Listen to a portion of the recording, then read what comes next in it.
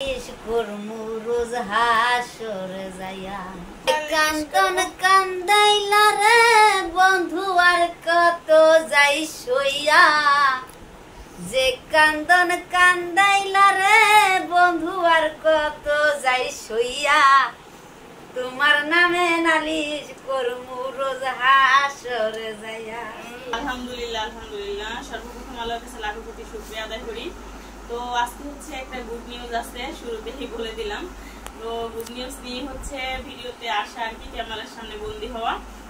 তো সর্বপ্রথমেই বলে নিচ্ছি আসসালামু আলাইকুম, আপনারা সবাই কেমন আছেন? আশা করি যে যেখানে আছেন ভালো আছেন, সুস্থ আছেন। আলহামদুলিল্লাহ আল্লাহর অশেষ রহমতে পরিবার পরিজন নিয়ে আলহামদুলিল্লাহ ভালো আছি। তো প্রতিদিনের মতো চলে আসলাম আবার একটা নিউ ব্লগ নিয়ে আপনাদের মাঝে, রাতের বেলায় হাজির। আর যারা আমার নিয়মিত ভিডিও দেখেন তারা তো অবশ্যই জানেন আমি প্রতিদিন হচ্ছে রাতের বেলায় ভিডিও করি, যে কোনো ভিডিও, রান্না বান্না, খাওয়া দাওয়া, ঘোরাফেরা, যাই হোক একটু সব মিলিয়ে আর কি।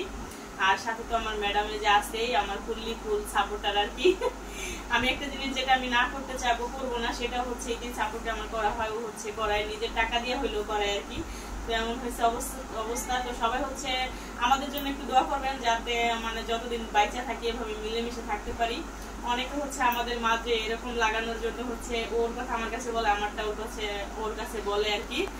তো যাই হোক, ভালোবাসাটা যদি সঠিক হয়, ভালোবাসাটা যদি রিয়েল হয়, তাহলে ও কার কথা শুনবো না, আমি হচ্ছে কার কথা শুনবো না। কথা শুনে কখন প্রশ্ন করে যাবো কেন এটা বললা। তো এটাই হচ্ছে কথা। তো যাই হোক, মানে একটা বছর, দীর্ঘ 1 বছর তো অনেক কষ্ট করলাম দুজনে মিলা। মানে ভিডিও যারা ভিডিও করে তারাই হচ্ছে জানে যে কষ্ট কাহাকে বলে, কত প্রকার ও কি কি। তো একটা ভিডিও বানাইতে হচ্ছে অনেক কষ্ট। যেমন একটা রান্নার ভিডিও, আমি যেখানে রান্নাটা 1 ঘন্টায় শেষ করতে পারবো, ওইখানে হচ্ছে 1.5-2 ঘন্টা সময় লাগে। আর এডিটিং করতে অনেক সময় দেখা যায় ভিডিও ডাউনলোড হয় না। মানে কালকে আমি 12টা থেকে একটা ভিডিও এডিটিং শুরু করতে নিয়েছি, 3টা বাজে, তারপরে দেখি হয় না। পরে মনটা ভীষণ খারাপ হয়ে গেছে। পরে অন্য একটা ভিডিও, মানে আমার কত এডিটিং করতে হয়নি, সেই ভিডিওটা হচ্ছে আপলোড দিছি।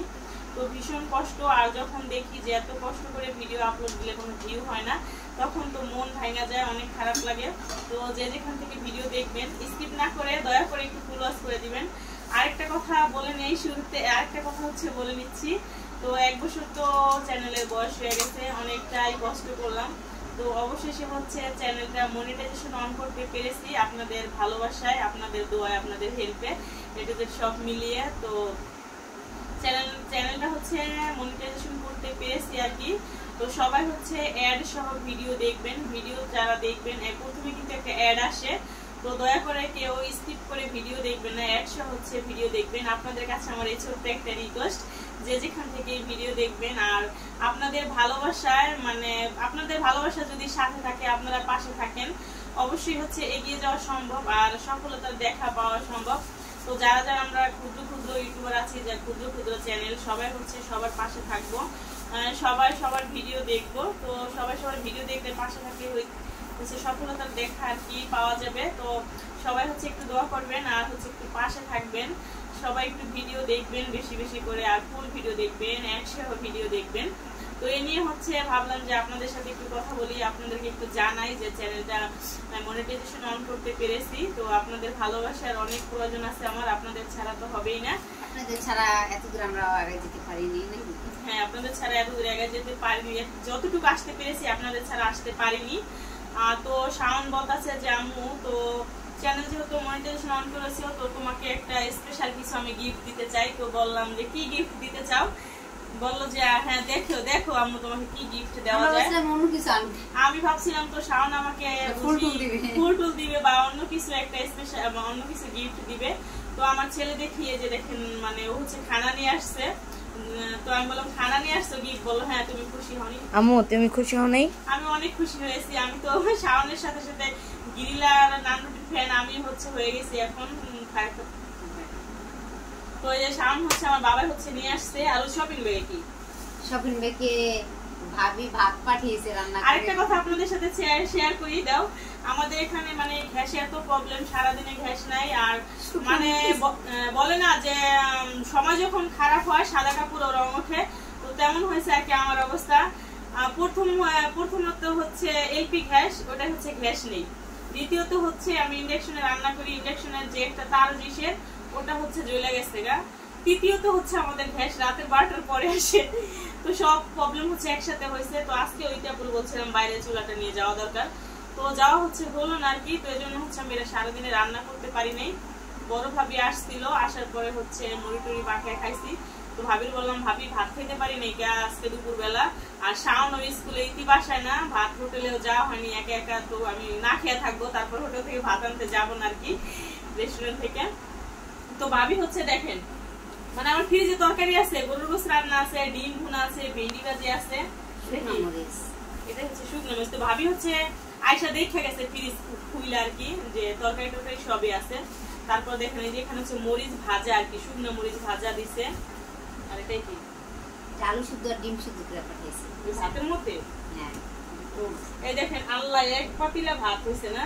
এই যে ভাবি হচ্ছে এক পাতিলা ভাত উড়ে গরম, ভাবি হচ্ছে এক পাতিলা ভাত রান্না করে, আর হচ্ছে এই যে ভাতের মধ্যে দেখা যাচ্ছে ডিম সিদ্ধ আর হচ্ছে আলু সিদ্ধ আর এই যে মরিচ দিয়ে দিচ্ছে। দেখছেন শুনে গেছে, বলছি ভাবি দুপুর আজকে ভাত খেতে পারিনি। তো আর যে আমার বাবা হচ্ছে দেখেন কিনে আসছে, তো এই যে এখানে তো এই যে শান হচ্ছে গ্রিল নিয়ে আসছে। ও বললো যে আম্মু একবার চাপ আনতে চাইছিলাম, তো তুমি খাও না, না খাওয়ার জন্য আনিনি। আর এই যে মশলা এই দেখেন আমার বাবা হচ্ছে বললাম তো দিন শেয়ার করলাম, ও মানে প্রতিদিনই যদি পারে যে প্রতিদিন খাবে তাই খায়। আর ওর স্কুলের সাথে রেস্টুরেন্ট, ও কিন্তু টিফিনের সময় প্রতিদিনই খায়।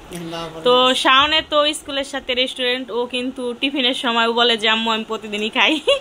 তারপরে হচ্ছে শাওনের কি প্রতিদিন খায়, তারপরেও শাওনের কোনো তৃপ্তি হয় না খেয়ে, নাকি ভাত খাইতে মন চায় না। ও হচ্ছে ভাত খেতেই চায় না, হচ্ছে মানে ফালতু জিনিস খাওয়ার ওস্তাদ আর কি। তো ছেলে যেহেতু নিয়ে আসছে আর কি করার, খাচ্ছি আর কি আমরা এখন। তো হচ্ছে সবাই খাবো, ইতি আপু আছে, পরশুদিন খাইলাম, আপু হচ্ছে ছিল না। তোমার নামে যে কান্দন কান্দাইলা রে বন্ধু আর কত যাই সইয়া, যে কান্দন কান্দাইলা রে বন্ধু আর কত যাই সইয়া, তোমার নামে নালিশ করমু রোজ হাসরে যাইয়া। ছোটটা নিলি কে বড়টা নিয়ে বা চুরি করে আনিস, আমি দেখছি আমার ভিডিও তো প্রমাণ আছে। শাওন হচ্ছে লেগ পিস লাভার, মানে ছোট হইলো তো সে হচ্ছে তাই নিবে, বড়টা ধরবে না। একটা জিনিস আমি জানি বাচ্চারা যে কোনো জিনিস বড়টা ধরে না, আর শাওন দেখছো ওই বড়টা দিলে আর মুখ কালো হয়ে যায়, ও হচ্ছে ছোটটা ধরে। আমি হচ্ছে মাছ তো শাওন খায় না, আগে পাঙ্গাস মাছ খাইতো, এখন হচ্ছে তাও খায় না। তো রান্না করলে বলে আম্মু ছোটটা দিবা, তো যে কোনো জিনিস এই দেখেন বড়গুলা রাখা, সে ছোটটা নিচে ওটা লেগ পিস।